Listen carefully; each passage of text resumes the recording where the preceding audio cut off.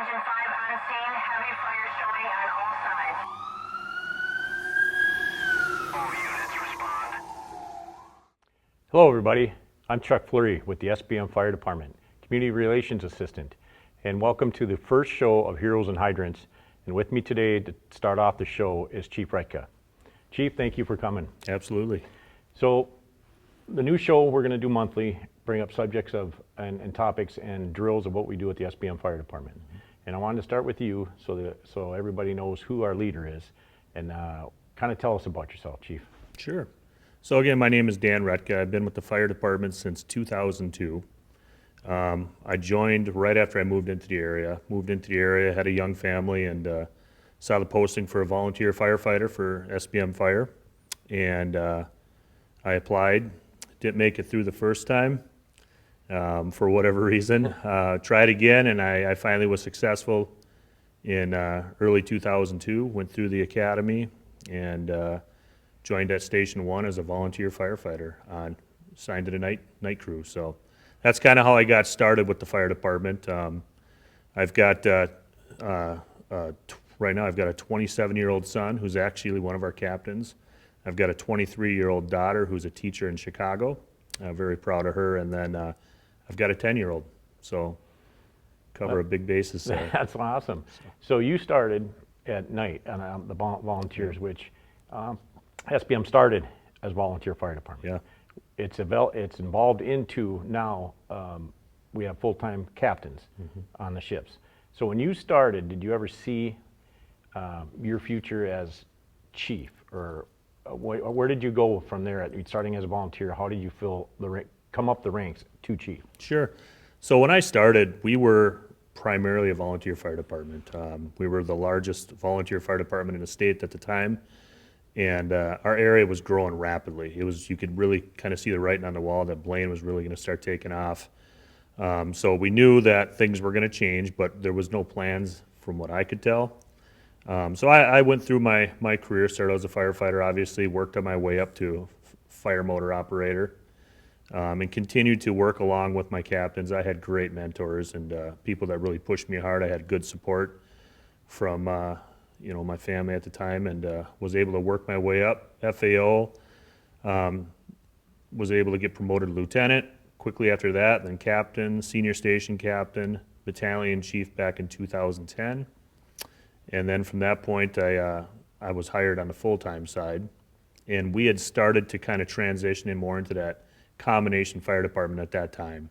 The need was there for daytime firefighters. Volunteer fire service is tough to get daytime firefighters nowadays. So we had to find a creative way to fill those roles. So we had different various positions with our city or with our department that needed coverage, meaning like we needed a mechanic. We needed someone to work on our trucks. We needed a records technician. We needed someone to handle our training and someone to handle our buildings. So we got creative, and the chief at the time, Niall Zickman, hired for those positions. So we hired a mechanic that's also a firefighter. We hired someone that was an expert with building maintenance. That happened to be me at the time, a records tech, and that's how we filled some of these roles. We're not a municipal fire department, traditional municipal fire department. We're a contract fire department that contracts to our cities. So we don't have the positions that a typical city fire department would have. So again, a typical city fire department would have a mechanic that handles the public works trucks and all that. We had to provide our own, and that's how we were able to do it. So that was kind of the transition into the combination fire world for us. And then obviously as time went on, the city really started to take off. City of Blaine really started to explode. We had a big building boom back in the 2006, 2009, and the need continued to grow. So we slowly started adding more positions on the full-time side that also had other roles with our fire department. So that's where we're at up until basically 2020 is when we really noticed that we needed to make some sort of a change. And that change was more staffing, daytime, overnight staffing. It was getting tougher and tougher with the volunteers. Our call percentages have tripled since 2009. And I was going to ask you, when you started, yeah, do you remember the call volume? I think when I started, it's a guesstimate, is right around 900 calls. And when currently we're at just shy of 4,000 calls. Nice. Okay. So it's going up rapidly. And the types of calls that we're going on now too are different from when I started responding. When I started responding, we really didn't roll on many medicals. There was not much of a need. And really since, I hate always blaming it on COVID, but since COVID, our calls have absolutely taken off for medicals. Not just us, every fire department, every police department, every ambulance service. We're being decimated by medical calls. So I'm going to back up a little bit here. When I started, we were just first responders, okay? Basic level EMS, we really didn't roll on those calls. And over the years, the need was there, so we transitioned to EMT, which was a big step for our fire department to transition to the EMT world, you know, and basically it's one step below, as you know, below a paramedic. Yep. So we're able to provide that now to our community. And with our upgraded staffing now, we're able to truly make a difference now. We go on these calls. So big change since I started. Because most people think the fire department, they see these shows that it's structure fires. Yeah.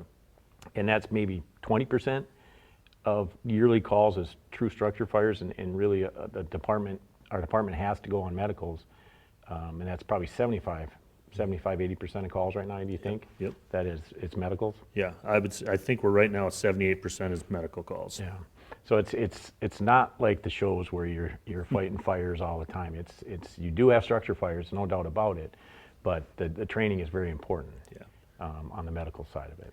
Yeah, and that's you know, obviously the training for the medical side, but the training for the structural world is going up as well. So, talking to one of my neighboring chiefs, someone that you know very well, to the west of us, we're talking about that, the fact that fires are going down, which is a good thing, but they're becoming more of a low frequency, high risk call for us. So it's requiring us to train more than we've ever trained for those structure fires because there's less and less and more medicals. True, very true. And so when you started, what was kind of the highlights when you started? What calls? I mean, I know the structure fires. I mean, you got your heart racing, pumping. Back in the day, we could actually do live burns. Is that's kind of we can't really do live burns that much anymore, can we? Yeah, we can still do live burns, but it takes a lot more on the back end. Yeah. You know, with the pollution control and things like that. Last year we did 5 house burns, which was pretty extraordinary. Yeah. But we've got a very aggressive training division that understands the importance of that, and they're willing to put the work in to get that done. So we've got a pretty good system. I would say, again, for this area, for SBM's area that we cover, we've got major interstates rolling through. We've got 5 school districts that we support. We've got a mall. We've got an airport, the busiest reliever airport in the state now, the Blaine Airport, which has brought some pretty interesting calls too. So the amount in sports center, we've got millions of kids coming through every summer. PGA Tour. So really the only thing not coming through our city is a railroad. So over my career, you know, plane crashes, you know, you don't grandstand these things, but when you talk about highlights, you know, we've had some significant plane crashes. We've had tornadoes come through. We've had large incidents over the years that, again, for a young firefighter, you know, it kind of gets the juices flowing a little bit, so. Absolutely. So we touched on the training aspect. Where do you see the department going for the future with, I mean, how many square miles do we cover? 84 square miles. 84 square miles with a lot of areas still able to build on. Mm-hmm. How are the stations laid out right now? Sure. So that's a great question, actually, something that we're working on right now. So one of the things that with our transition, kind of what I've been coining it is equitable distribution of our assets. And what that means is when we started the fire department here, it was a volunteer fire department. You plop stations wherever the people were because they had to respond from their homes. So that's your traditional volunteer fire department. When you get into more of the metro area, which we're quickly becoming, it becomes tougher and tougher for our volunteers to get to the station for obvious reasons, traffic, and because they need to obey all the traffic laws, contrary to what some people believe. They're getting stopped at stoplights, and more traffic equals slower response time. We call that turnout time for us. So when we looked at, once we started staffing, we looked at some of the byproducts, the positive byproducts to kind of rearranging things. we talked about, okay, if we can strategically place our stations in the most strategic area in our district where we can cover the most area in the least amount of time, you know, by staffing the station, where would these stations be? So now that we're staffing Station 1, which is down on the south side, and we're staffing our Station 3 24/7, 365, we've got crews there. We've gotten rid of the turnout time, which means there's no drive time to the station. It's keeping our people off the roads. It's safer. You know, the running joke when I started the fire department, once I got to the truck and on the truck, it didn't matter what the call was. I was good. I just knew I made it on the truck. It was I could be going to the biggest barn burner ever, but I was just relaxed because I got on the truck. We don't have to worry about that anymore. We're at the station, we can get on the truck, and we're out the door quickly. So as we move into the future, we want to maintain that, we want to continue that. So we've got our two stations, Station 1 and Station 3. We were able to take one of our stations offline, one of our volunteer stations, we pulled offline, Station 2, right off 89th Avenue there. We're no longer responding out of that station because we don't need to. We're now at Station 1 and 3. The future now is we need to put a station over on that east side, the northeast side, kind of that Lexington Main Street corridor. We've got a lot of building going on over there, a lot of future developments that are going to be popping up. And currently, there's about 20,000 residents that we can't get to in that 7-minute mark. It's going to be right around 9-10 minutes before we're able to get there safely. Our goal is 5 to 7 minutes. And if we can get a station, which we're working with the City of Blaine, Spring Lake Park, and Mounds View right now, the plan is to put a station over there. And if we can get that done right in that little corridor, we'll be able to touch every single home in our district, 4th largest in the state, I might add, in 5 minutes or less.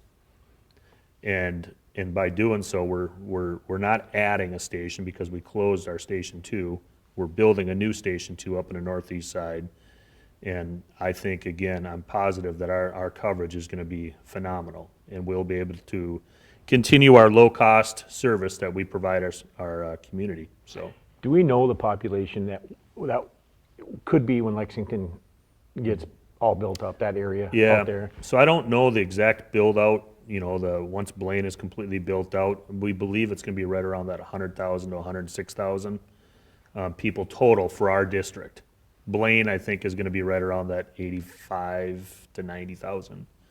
So I don't think people realize how many people are in these three cities. No. And why a full-time fire department is needed, exactly what you said, for response time, to get that, cut down that response time to structure fires, medicals, hazardous situations, even, like you said, God forbid, a plane crash at the airport. We're going to touch on a bunch of them in the future, the shows. The airport, we're going to have training coming out there. We're going to let the community see what the fire department does. Mm-hmm. What do you see in the future for the firefighters to continue, as far as we got full-time captains, they work 48 on, 4 off, and then for future more full-time firefighters, what's the future look like there? Yeah, so I'm glad you brought that up. So over the last year, we've made some big changes. We were lucky enough to, we did a little reorganizing with our current staff, and then we were able to add another 3 captains. So we've got a total of 6 shift captains, ABC shift. As you said, they're working 48 96s. So they're living at the stations now. The importance of that is now I've got a trained officer on every single truck that rolls out that door. So every time there's a call, I've got an officer on the truck. Where in the past with the volunteer fire department, we had fantastic officers, but it was a roll of the dice. You never knew if they were around. There were several times where the truck would roll out with a crew of 1, crew of 2, with no officer, you know, and that's just, frankly, that's not safe. That's not good service. So by adding those 6 captains, kind of starting at the top, the captains are the tip of the spear. We've got a good start there.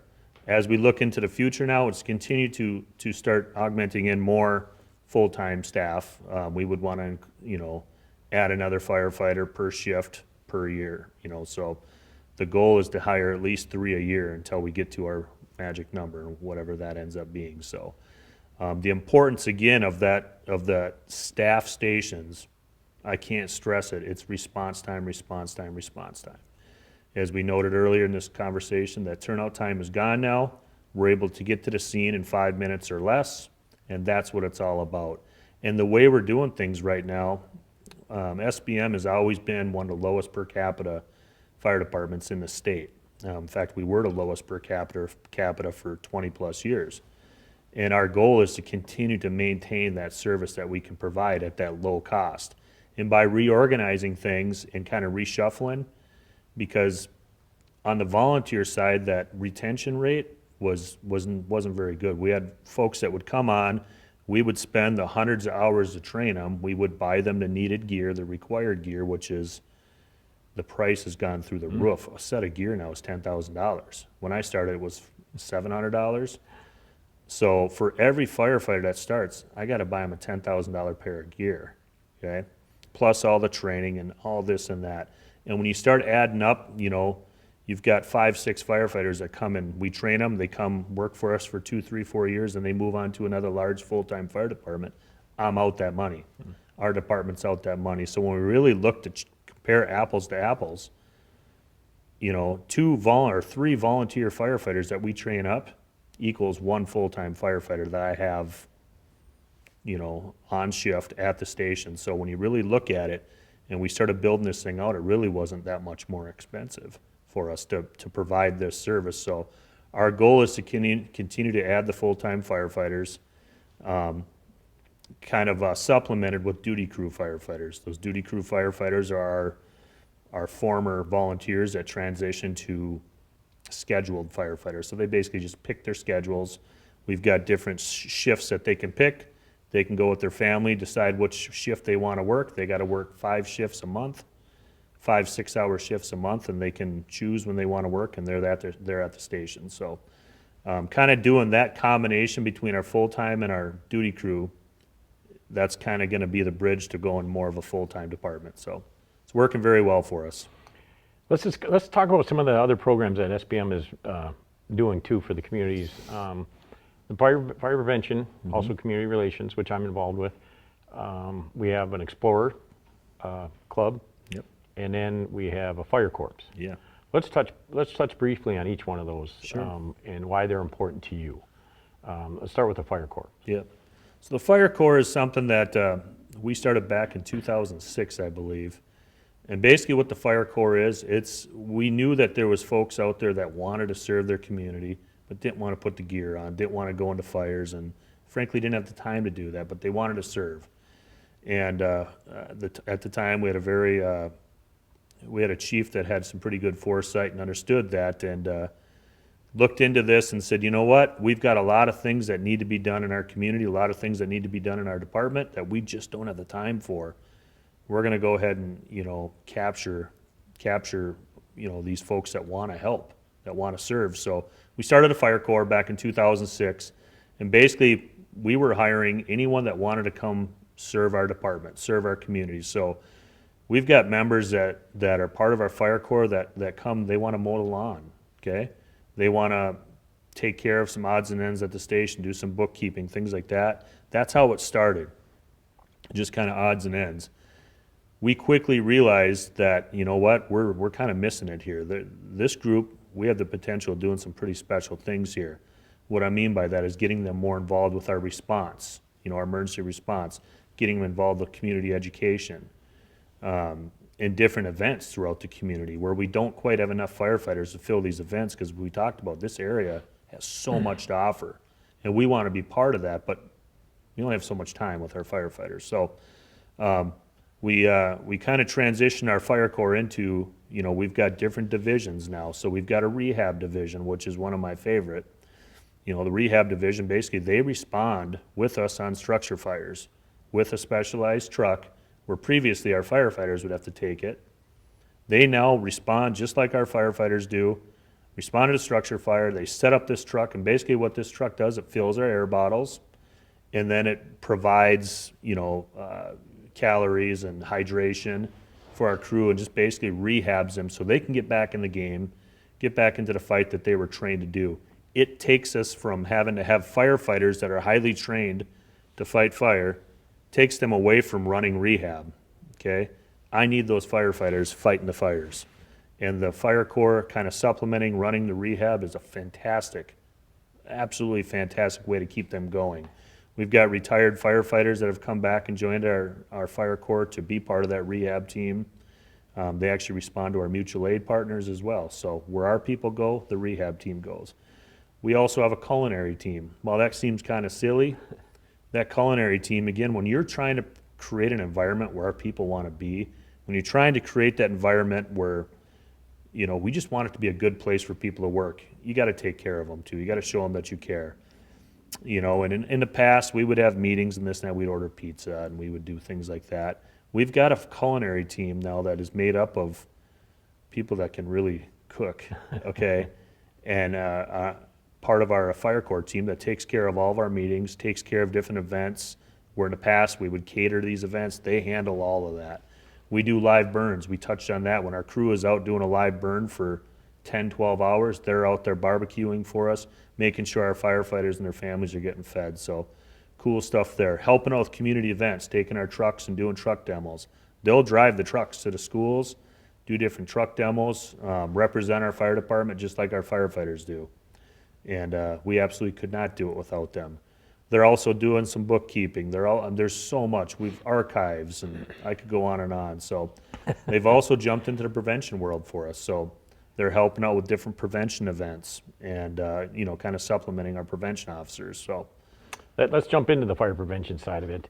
As you know, I came from a different fire department, had 20 years there, and I actually looked up to that, your fire prevention program at the time. I learned from that program. Tell me why that's important to you, to us, to the fire prevention. Yep, so some history on that, some brief history. So again, we had a progressive fire chief back then.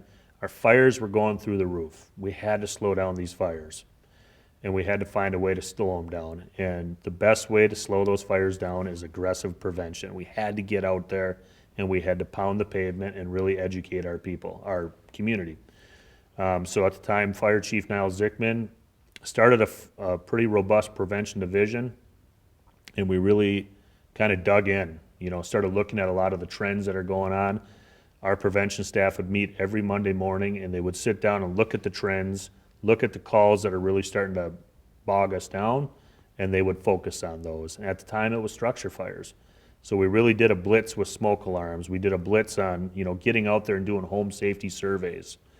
We had a very aggressive prevention member, Becky Booker, who's a name well known here in the city of Blaine, who really led the charge with our prevention.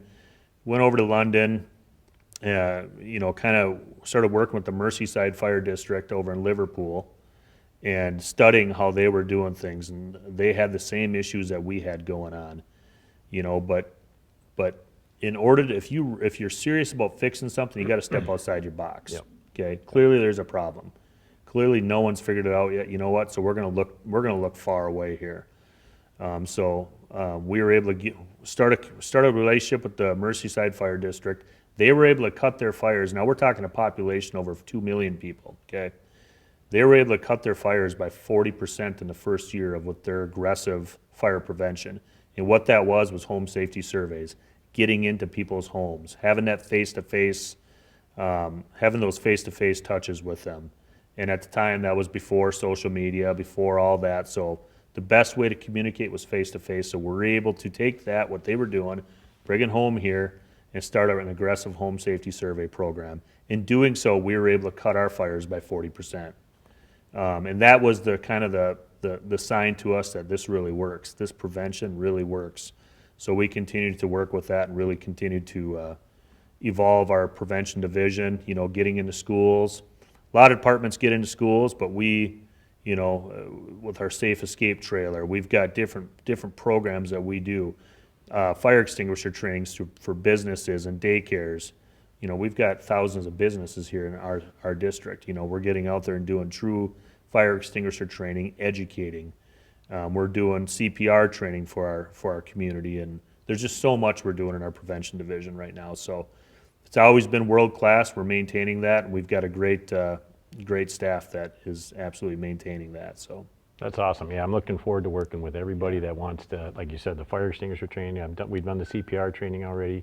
There's so much that we can provide the community, which we're looking forward to doing. Just touch briefly on the Explorers. Yeah, so the Explorers, I think we started that. Over the years, we've had Explorer programs, but this current version, we started back in 2012, 2013. Basically what the Explorer program is it's kids from 14 to 21, I believe, 14 to 18 you can be. And so basically school-age kids that come in, and basically what we do is we welcome them in and we train them just like we would with our firefighters. They're doing everything but going into fires. Okay, so we don't put them into an IDLH, but we train them like we're going to. We give them the opportunities and really give them an introduction to the fire service. And not only the fire service, but just being a responsible adult. We're teaching them life lessons beyond just firefighting. We're teaching them responsibility. It's just really getting them disciplined for life. My son was one of the first ones that went through, one of the first kids that went through our Explorer program, and he's one of our full-time fire captains right now, so it's pretty cool. That's awesome.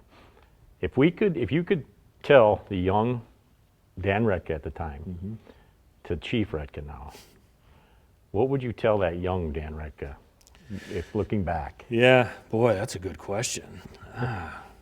You said you weren't going to get me any gotcha questions. I just kind of want to see if there's something out there you could tell your young self at the time, thinking for the guys, even the Explorer guys, if they happen to see the show, what you could say to that young probie. Yeah, I would say the fire department is going to give you so many opportunities. Take advantage of every opportunity you can get. Be well-rounded. Don't just focus on one discipline. When I started, I was so focused on the fire side. And as you know, Chuck, it's one of the smallest parts of our job. Be more well-rounded and be willing to step outside your comfort zone. Step outside your comfort zone and do things that you typically wouldn't do. And if you do so, if I would have done so earlier, I've had a fantastic career, don't get me wrong, but I think it would have been a little more fulfilling if I would have really branched myself out, because the opportunities are there. I mean, in the last 10 years, I've had the opportunity to, not only the job here at SPM, but I've traveled to Oregon and fought fires in Oregon, okay? We've been to hurricane deployments. I went to London last year.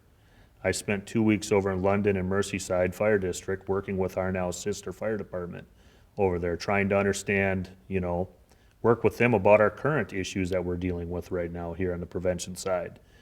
So many opportunities that I've been able to do. I've traveled all over the world and done things that I never in a million years imagined I would.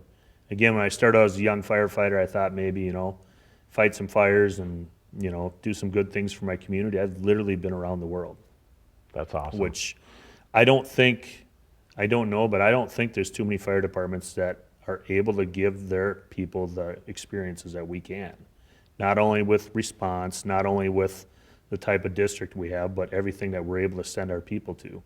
We've got great support from our communities, great support from our city councils. When I go to them and say, you know what, I want to send a crew down to Florida for the hurricane, I want to put SBM on the list to go down, there's never a question. It's the right thing to do, and our cities know that, and it also provides opportunities for our people. We may not be able to pay our people the most, but we can provide them an opportunity that most departments can't, and that's what we're trying to do. Fire departments become corporate America now. We're competing against each other. Correct, yeah. So how can we do that? So, if you want to serve your community with, prevention, we've got a place for you. If you want to be a firefighter, we'll always have a place for you. If you want, you're a young kid that's just looking for something, not sure what you want to do, our Explorer program's a place to be. Fire Corps, if you're just not fulfilled and you have more to give, come look us up. We got a place for you on our Fire Corps, so. Well, Chief, I can't thank you enough for coming on the show, our first show of Heroes and Hydrants. Yeah. Again, if you need any more information about the SBM Fire Department, go to sbmfire.org. And if you have any questions or topics you want to see on the new Heroes and Hydrants program, you can reach me at cflurry@sbmfire.org.